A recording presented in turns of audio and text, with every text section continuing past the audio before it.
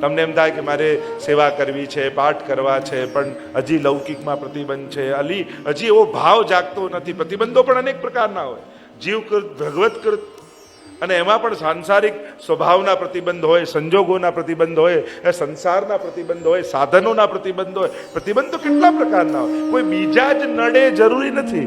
આપણે આપણી જાતને જેટલા નડતા હોઈએ છીએ ને એટલું તો કોઈ નથી નડતું. ઘણાને એમ થાય કે આ બીજા જ નડે. બીજા સૌથી વધારે આપણે જ આપણને ભક્તિ કરવામાં માણસ પોતે જ પોતાને નડતો હોય છે.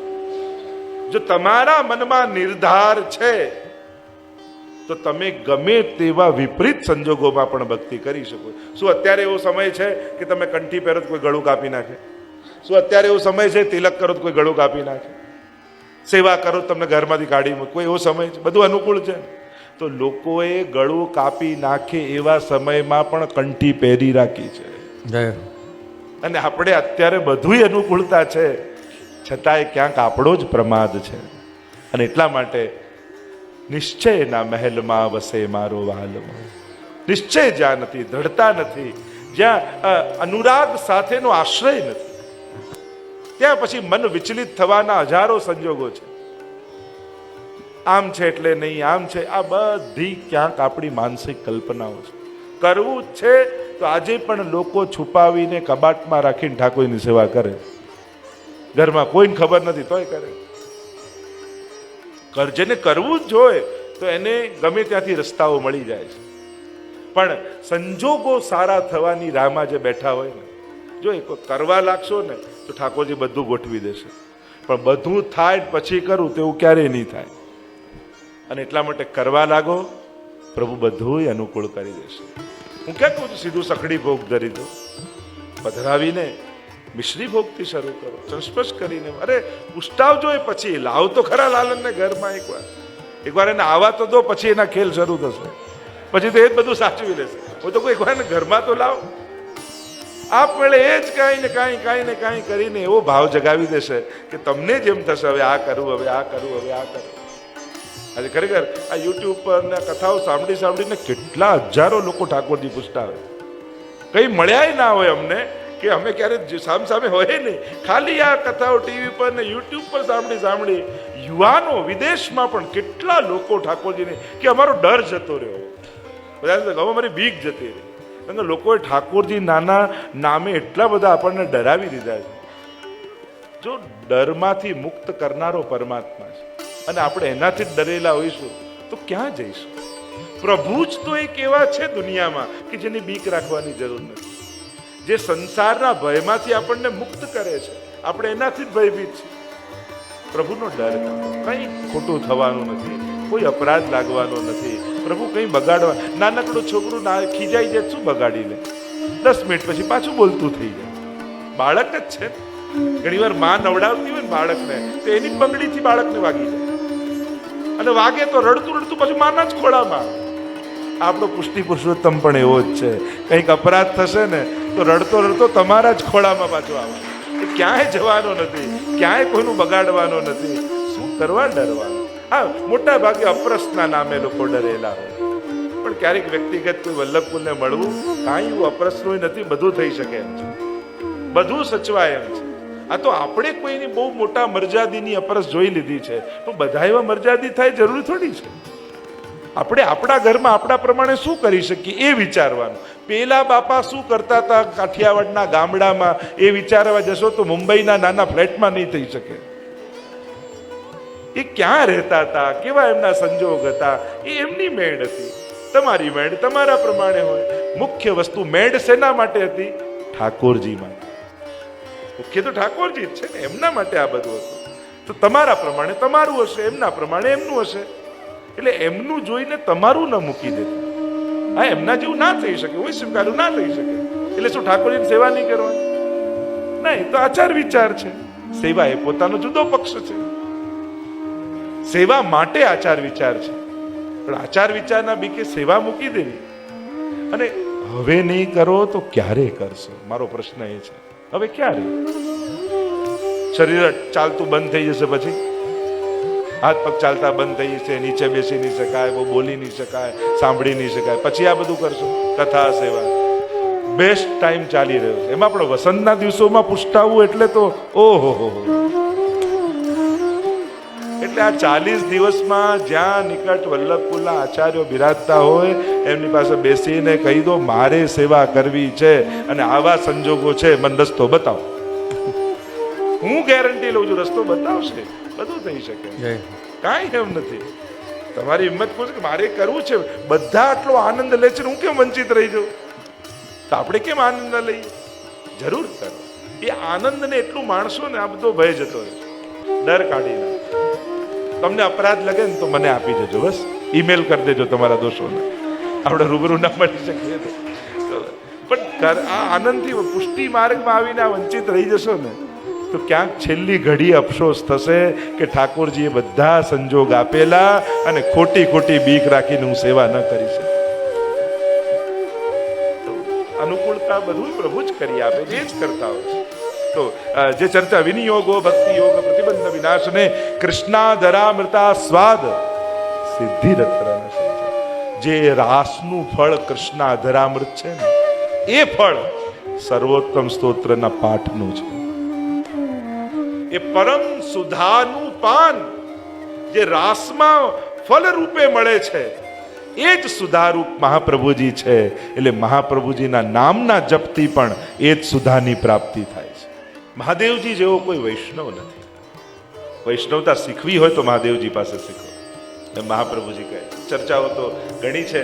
વાર્તા સાહિત્યમાં પણ ઠાકોરજીનો મહાપ્રસાદ લેવા માટે કેવા શેઠ પુરુષોત્તમ દાસજીને આજ્ઞા કરતા.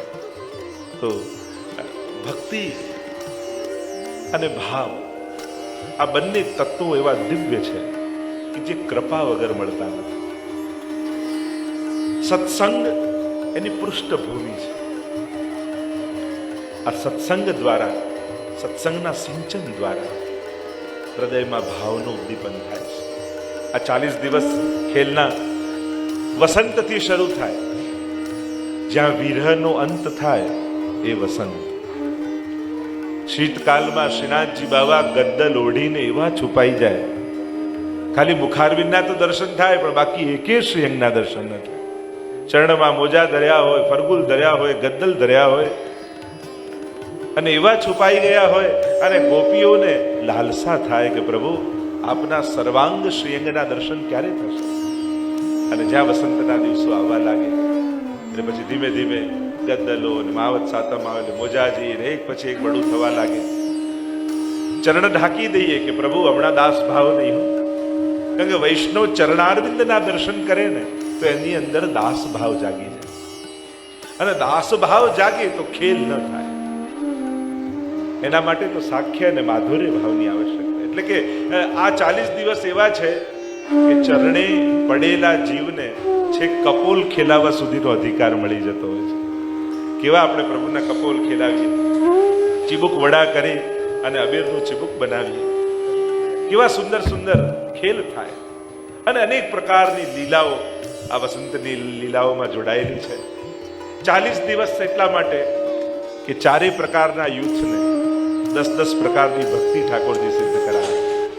મુખ્ય 4 યુથ છે, 4 મુખ્ય પ્રકારના ગોપીજનોના યુથ, અને દરેકને 9ધા ભક્તિ અને 10મી પ્રેમ લક્ષણા ભક્તિ, એમ 10 પ્રકારની ભક્તિ સિદ્ધ થાય. અને પછી તો અદ્ભુત ડોલ બની ઠાકોરજી ડોલમાં ઝૂલે, ભક્તોને દાનનું આનંદ દાન કરે, આનંદનું 4 ખેલ થાય એમાં પણ, અને 4 યુથોના ભાવ. ચોવા, ચંદન, અબીર અને ગુલાલ આ 4 યુથોના રંગ છે ને. ચોવા યમુનાજીના ભાવથી, અબીર ચંદ્રાવલીજીના ભાવથી, લલિતાજીના ભાવથી ગુલાલ, અને આપણે ત્યાં જે ચંદન છે સ્વામીજીના ભાવથી. આ 4 રૂપે ખેલાવાનો પણ એક પ્રકાર છે. કઈ રીતે ઠાકોરજીને ખેલાવાય, પાકથી લઈને જે ખેલ શરૂ થાય, ક્યારે કપોલ ખેલાવાય, કઈ રીતે ભોગ આવે, ભગવા ભોગ આવે ને, કેવી આમ ધાણી મૂકી હોય ને ફાટ ફાટ ફાટ દઈને ફૂટે. તો આ ખેલના દિવસોમાં ભગવતીઓના હૃદય પણ ફાટ ફાટ ફાટ થતા હોય કે ક્યારે પ્રભુ જોડે સુયોગ થાય, પ્રભુની પ્રાપ્તિ થાય, એ જ તો ફગવા છે જે ફૂટે છે. અને છતાંય મનોરથ પૂરો નથી થતો તો છેલ્લે ઓલાષ્ટક આવે એટલે રાળ ઉડાડવામાં કે વીરની ચિનગારી અગ્નિ બની જાય કે પ્રભુ ઓરન સો ખેલે ધમાર મોસો મુકયું ન બોલે. પ્રભુ અમને આવું સુખ ક્યારે આપની આ મિલન થશે. અને રાળ બની અને રાળ ઉડાડવામાં આવે અને એ વીરાની ચણગારી જે મોટી જ્વાલાઓ બની અને ભભૂકવા લાગે અને પછી એવો વિરહ થાય કે ગોપીઓથી પણ સહન ન થાય. એ ગોપીઓથી ન થાય અને ગોપીઓનો વિરહ જોઈ ઠાકોરજી પણ સહન ન કરી શકે. કારણ કે શ્રીજીનું સૌથી સર્વોચ્ચ સુંદરતમ સ્વરૂપ કોઈ હોય તો એ સત્સંગ છે. સત્સંગથી ભગવાન ન મળે, સત્સંગ જ ભગવાનનું સુંદર રૂપ છે. આપણને એમ થાય કે सत्संग से प्रभु मिलेंगे. अरे सत्संग ही प्रभु का रूप है और ऐसा सुगम और सुंदर रूप है कि બીજું કાંઈ ન કરો, ખાલી બેઠા હો ને તો કાન દ્વારા પ્રભુ પરમાત્મા આપણા હૃદયમાં પ્રવેશ કરી જાય. અને ક્યારે એમના માટે સાંભળતા સાંભળતા પ્રેમ જાગી જાય ને આપણને ખબર ન પડે. તો આપણે બધા જ ભાગ્યશાળી થયા છીએ કે આપણે સત્સંગમાં બેઠા છીએ. તો વિચાર કરો, સત્સંગ ન હોત તો આ ટાઈમે તમે શું કરતા હોત? विचार करो, जो क्षण भी मड़वी सौभाग्य होगा संभव है. तो हम यहाँ सत्संग में बैठे हैं, ये ठाकुर जी की कृपा नहीं तो और क्या है? ये प्रभु की कृपा ही है कि प्रभुए 3 દિવસ 3 કલાક લૌકિકમાંથી કાઢી આપણને પોતાના ચરણોમાં બેસાડ્યા, પોતાની પાસે બેસાડ્યા, પોતાની સન્મુખ કર્યા. આપણને કરો કૃપા, હું કરું વિનંતી, પોતાનો કરી જા. ગોપાલદાસ એટલે જ કહે ને, સૌથી મોટી કૃપા કઈ કે આપણે તો અમે તારા અમે તારા અમે તારા રોજ કહીએ, પણ ઠાકોરજી જે દિવસે કહે ને તું મારો છો, તું સંસારનો નથી, સંસારમાં રહે ભલે, તારી જવાબદારીઓ નિભાવ, મને બધાની અંદર જો અને બધા ઉપર દયા અને કરુણા રાખ, પણ તું છું મારા માટે. વ્યવહાર કર ના, સંસાર જોડે ઉત્તમ વ્યવહાર કર, પણ પ્રેમ તો ઠાકોરજી સાથે કરે. જ્યાં પ્રેમ ન હોય ત્યાં વ્યવહાર નબળો કરી દેવાની જરૂર નથી. ઘણી વાર ઘણા લોકોને કોઈની પડી ન હોય, ગરજ ના, આપણને કોઈની પડી એટલે તોછડા થઈ જાય, પણ ગરજ નથી એનો અર્થ કઈ ખરાબ વ્યવહાર કરી દેવો જરૂર થોડી છે. વ્યવહાર તો વૈષ્ણવનો ઉત્તમ જ રહેવો છે. ભલે ભગવાનને ન માનતો હોય ને એની સાથે પણ વ્યવહાર તો આપણે વૈષ્ણવ જેવો જ કરવો. કારણ કે કોઈની સમજની નબળાઈ હોય એમાં આપણે આપણી સમજ છોડી દેવાની શું જરૂર છે? કોઈ સમજતું નથી પણ આપણે તો સમજીએ છીએ, આપણે તો સત્સંગ કરીએ છીએ ને, આપણા ગળામાં તો કંઠી છે ને, આપણે તો મહાપ્રભુજીની આજ્ઞામાં જીવીએ છીએ. એટલે આપણે આપણા વિચારોને ક્યારે નબળા નહીં કરીએ. સામે વ્યક્તિ નબળો મળે કે સંજોગ નબળા મળે, પરિસ્થિતિ નબળી હોય એ જુદી વાત, આપણો ભાવ નબળો ન થવો જોઈએ. સદાય સર્વોચ્ચ ભાવમાં રહેવું, ઉત્તમ ભાવમાં રહેવું. કોઈ કે આ ક્યાં વૈષ્ણવ છે, આને ક્યાં ભાવ છે, આ તો સાવ નાસ્તિક છે. એ નાસ્તિક છે, પણ મેં તો ગીતાજીને ભાગવતજીમાં સાંભળ્યું છે ને કે મારો ઠાકોરજી તો બધાની અંદર છે. એને ખબર નથી કે એની અંદર પ્રભુ નથી, આપણને તો ખબર છે ને કે પ્રભુ છે. અને એટલા માટે આ સત્સંગ જ પ્રભુનું રૂપ છે. અને સત્સંગથી જ ભાવ આવે છે. કોઈને કે હું તો કોઈ જોડે સત્સંગ ન કરું, હું તો પુસ્તક વાંચી લઉં, પણ પુસ્તક કોઈ દિવસ કહેવાની છે કે આ પન્નું તારા કામનું નથી, આ શ્લોક છે ને તારા કામનો નથી, આ વાત તારા કામની નથી. ઉલટાનું વાંચીશ તો શંકા થશે, અભાવ આવશે ભગવાનનો. ગ્રંથ કોઈ દિવસ તમને સાવચેત કરવાનો છે ના, સત્સંગી કરશે. એમ કર, તું આ પાઠ કરો, તું આ પુસ્તક વાંચો, જો તને એક પ્રસંગ કહું, એમ કરીને એવી વાતો કરે કે આપણી અંદર ભાવની અભિવૃદ્ધિ થાય. અને એટલા માટે કેવલ છપાયેલા પુસ્તકો કરતા જીવિત સત્સંગી સર્વોત્તમ છે. કોઈ જીવંત ભાવ આવે છે, કોઈ જીવંત પોતાના જીવનમાં ભક્તિને જીવતા એવા કોઈ ભગવદીનો સંગ કરીએ તો એનો રંગ ચોક્કસ લાગે. તો જ સંગે કોઈ વૈષ્ણવ થાય તો તું વૈષ્ણવ સાચો.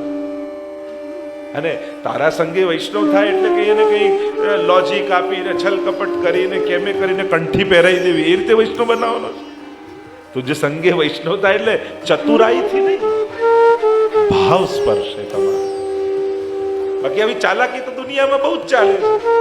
તમને સુવિધા આપે, તમને પ્રસાદ આપે, તમને વ્યવસ્થા આપે, તમને સન્માન આપે, કેમે કરીને અમારી કંઠી પહેરી લો. આવી ચતુરાઈ તો દુનિયામાં બહુ ચાલે છે. આપણે આવા ચતુર થવાનું છે ના. આપણે ત્યાં તો ચતુરાઈ તાકી સાચી, જો સેવા કરે ન કરે પર શ્રી વલ્લભ પદ અનુસરે. ચતુરાઈ તાકી સાચી. શ્રી મહાપ્રભુજીના ચરણ કમલનું જે અનુગામી બને એ તો ચતુર છે. એટલે કે ચતુર એ કે જેને પોતાનું ભલું શેમાં છે એની ખબર હોય, સીધી ભાષામાં. બાકી તો અઘરી ભાષામાં ઘણું સમજાવી શકે, પણ સાવ સમજાય એવી ભાષામાં કે જેને પોતાનું કલ્યાણ શેમાં છે, અને તમે તો કલ્યાણના જ છો, અને જેને ખબર હોય કે મારું કલ્યાણ શેમાં છે. ભાગવતજીમાં પૂછ્યું જીવ માત્રના કલ્યાણનો ઉપાય શું? પરીક્ષિત મહારાજ પૂછે છે.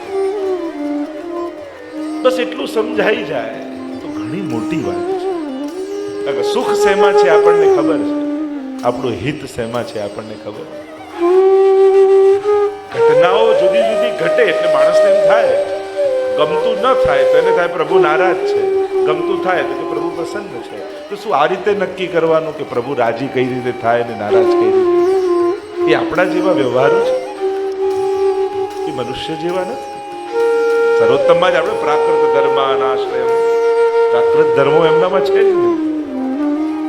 એટલે આપણને અનુકૂળ થાય એટલે સુખ ને પ્રતિકૂળ થાય એટલે દુઃખ, એવું છે. પણ ઘણી વાર ખરેખર કહું ને, આપણો આપણા મન પર કોઈ કાબુ નથી. મન રોકાયું પાપ કરતા કેમ છે? કોઈની શરમથી, કોઈની ડરથી, અનુકૂળતા ન હોવાને કારણે, આ બધી પ્રતિકૂળતાઓને કારણે આજે કોઈની શરમ કોઈને ન રહે, કોઈનો ડર કોઈને ન રહે, તો આ મન પાપ કરતું રોકાય. એને બીક છે સમાજની, સંસારની, બદનામીની, એટલે રોકાય. એટલે ઘણીવાર પ્રતિકૂળતા આપીને પણ ઠાકોરજી આપણને કેટલા પાપોથી રોકી દે છે. કારણ કે આપણા મનના નિગ્રહ કરીને આપણે પુણ્યમાં એને સ્થાપિત નથી કરી શકતા. પણ ઘણીવાર એવી કાંટાની વાડ આજુબાજુ ઠાકોરજી પ્રતિકૂળતાઓની કરી દે કે માણસ ઈચ્છવા છતાંય પાપ ન કરી શકે. એને એમ લાગે ધનનો અભાવ છે. કોણ જાણે ધન આવત તો પાપમાં રત થઈ જાય. કોઈ એમ કે મારે કહેવામાં બધું નથી ચાલતું, કોણ જાણે કે બધું અનુકૂળ થઈ જાય. હવે વિચાર કરો, તમને બધું જ અનુકૂળ થઈ જાય, એનું નેક્સ્ટ સ્ટેપ શું હોય? પાપ જ હોય. માણસની પાસે જ્યારે બધું જ આવી જાય ત્યારે એમ થાય કે હવે આમ કરું તો, હવે આમ કરું તો, એને પાપનો જ વિચાર આવે. બહુ સહજ સ્વાભાવિક પ્રક્રિયા છે. અને એટલા માટે ઘણી વાર ઠાકોરજી પ્રતિકૂળતાઓ દ્વારા પણ આપણને પાપ કરતા રોકી રાખે છે. એટલે એમાં પણ પ્રભુનો આભાર માનો. કદાચ આવું સંકટ ન હોત તો આટલું નામે હું ઠાકોરજીનું ન લઉં. કદાચ કોણ જાણે, વ્યક્તિને સીધું દુઃખ નથી હોતું, પણ સ્વજનો દુઃખી હોય તોય દુઃખ આવે છે. દુઃખના તો અનેક પાસાઓ છે, અનેક કારણો.